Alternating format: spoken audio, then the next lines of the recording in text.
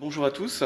Donc simplement quelques mots sur l'école doctorale ABS, l'école doctorale des docteurs qui vont recevoir leur diplôme aujourd'hui. Donc une école qui accueille des thèses en agriculture, alimentation, biologie, environnement et santé, qui accueille, comme cela a déjà été indiqué, 350 doctorants, dont plus d'une centaine au sein d'Agrinium.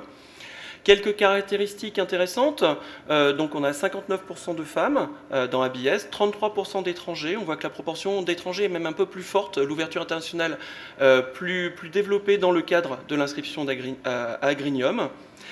Chose très importante également, près de la moitié de nos doctorants sont ingénieurs.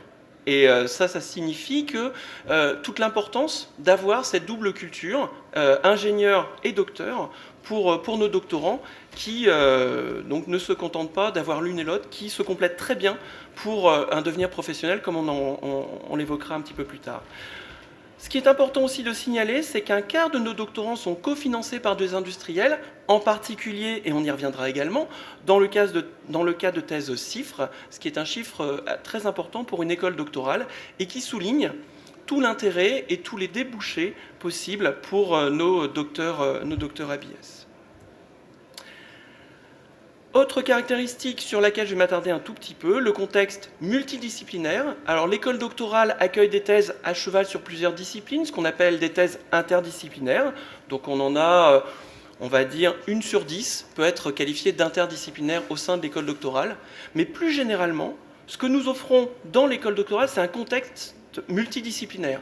C'est-à-dire qu'on est très attentif à ce que chacun, certes, a une discipline majeure, mais soit capable, à la fin de sa thèse, de dialoguer avec des chercheurs d'autres disciplines. Et ça, c'est quelque chose qui me semble extrêmement important.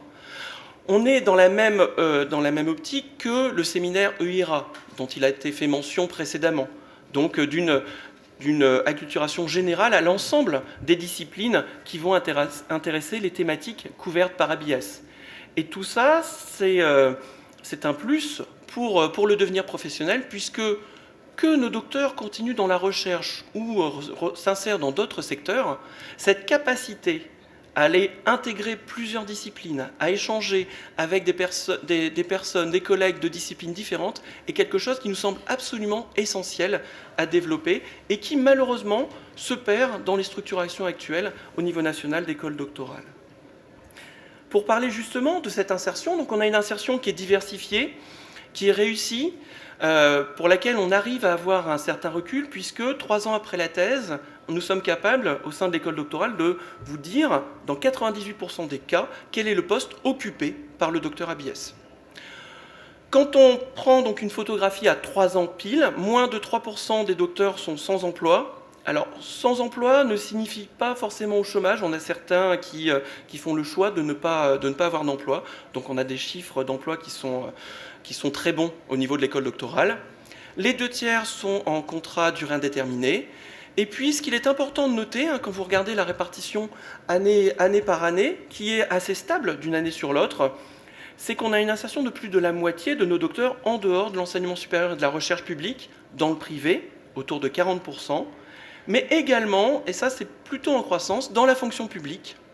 Et on peut saluer à cette occasion l'ouverture de concours de recrutement de hauts fonctionnaires de l'État pour les docteurs. Et cette année, parmi les 3 docteurs qui ont été recrutés au sein du corps des IPEF, ingénieurs des ponts, eaux et forêts, on compte une docteure ABS.